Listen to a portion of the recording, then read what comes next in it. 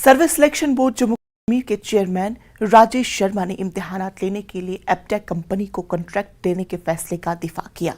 News 18 Jammu Kashmir Ladakh Himachal के senior editor Tejendra Singh सोडी के साथ खास बातचीत के दौरान उन्होंने कहा कि तमाम उसूल ज़वाबित और गाइडलाइंस को मद्देनजर रखते हुए ये कॉन्ट्रैक्ट दिया गया है। शर्मा ने एसएसबी उम्मीदवारों के एहतिजाज और इम्तिहानात से जुड़े उमूर पर खदशात को लेकर भी इजहार ख्याल किया। कंट्रोवर्सीज और service selection board Jammu Kashmir का चोली दामन का साथ चल रहा है। पहले 2 एग्जामिनेशन को कैंसिल करना पड़ा और अभी एसएसबी एस्पिरेंट्स सड़कों पे प्रोटेस्ट कर रहे हैं। ये कह रहे हैं कि एक प्राइवेट कंपनी जिसको एग्जामिनेशन कंडक्ट करने का कॉन्ट्रैक्ट दिया गया है वो ब्लैक लिस्टेड है, तो जम्मू कश्मीर में वो एग्जाम क्यों कंडक्ट कर रही है। इन सारे मुद्दों पे हमसे बात करने के लिए राजेश शर्मा जी हैं जो एसएसबी जम्मू कश्मीर के चेयरपर्सन हैं। इनसे बात करते हैं और इनसे जानते हैं कि इन कंट्रोवर्सीज ये कहां लेकर जा रही हैं एसएसबी को। सर, न्यूज 18 जम्मू कश्मीर लद्दाख हिमाचल से बात करने के लिए आपका बहुत बहुत धन्यवाद। कंट्रोवर्सीज का ऐसा लग रहा है कि एसएसबी के साथ चोली दामन का साथ है।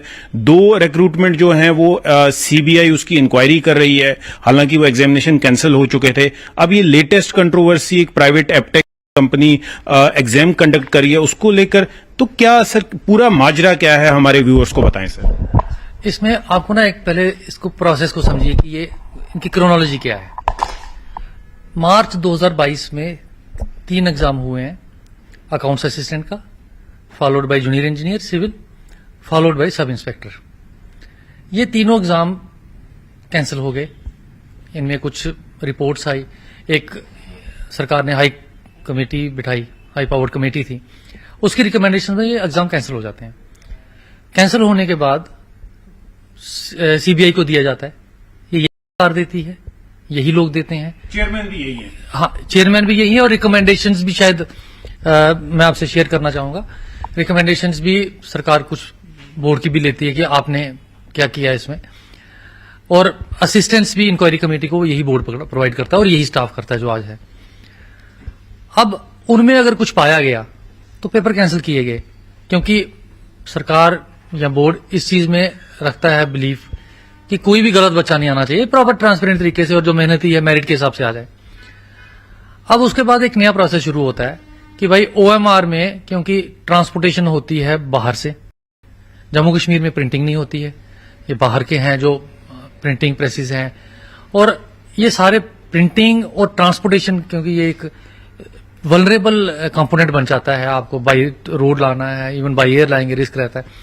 तो उसके चलते ये डिसाइड किया जाता है कि हम अब कंप्यूटर बेस्ड टेस्ट करवाएंगे।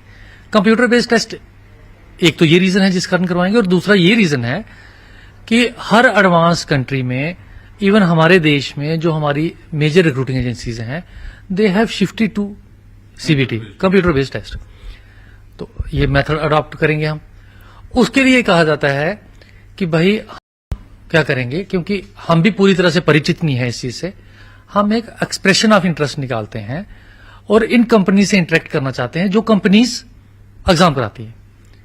उसके चलते हमारे पास 9 कंपनियां आती हैं, उनसे हम सारा इंटरेक्ट करते हैं। मैं भी उस इंटरेक्शन में शामिल था, और समझते हैं कि ये क्या प्रोसेस है। पूरा प्रोसेस समझने के बाद हमने क्या किया, एक टेंडर निकाला purely as per GFR rules, और जो फाइनेंस मिनिस्ट्री है गवर्नमेंट ऑफ इंडिया की, उनकी इंस्ट्रक्शंस या गाइडलाइंस के हिसाब से।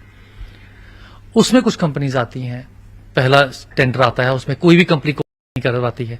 एक कंपनी ऐसी आती है जो ऑलमोस्ट क्वालिफाई करती है, एक्सेप्ट एक डॉक्यूमेंट उसका प्रॉब्लम थी, जिसमें वो एफिडेविट उसने नोटराइज दिया था, मैजिस्ट्रेट का नहीं था।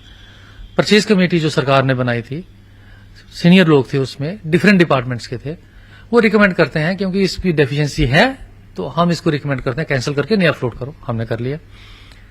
उसके बाद 5 कंपनीज आती हैं टेंडर में। 5 में से जब हम इवेल्यूएशन करते हैं, जो टेंडर है हमारा वो कॉस्ट कम सिलेक्शन बेस्ड टेंडर है, जिसमें कास्ट और टेक्नोलॉजी दोनों को कंसिडरेशन करते हैं, दोनों को वेटेज दी जाती है, that is defined in the GFR.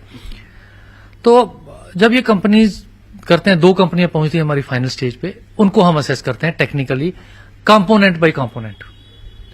एक को 4 नंबर यहां से मिलेंगे, 8 नंबर यहां मिलेंगे, उसने कितने एग्जाम कराए हैं, उसके पास कितने कंप्यूटर सेंटर हैं, लाइक दैट। और जब ये सारा हम कर लेते हैं तो उसके बाद उनका फाइनेंशियल स्कोर देखते हैं। जब इनका एग्रीगेट करते हैं, हमारे पास एक कंपनी L1 आती है, हम उस कंपनी को टेंडर दे देते हैं।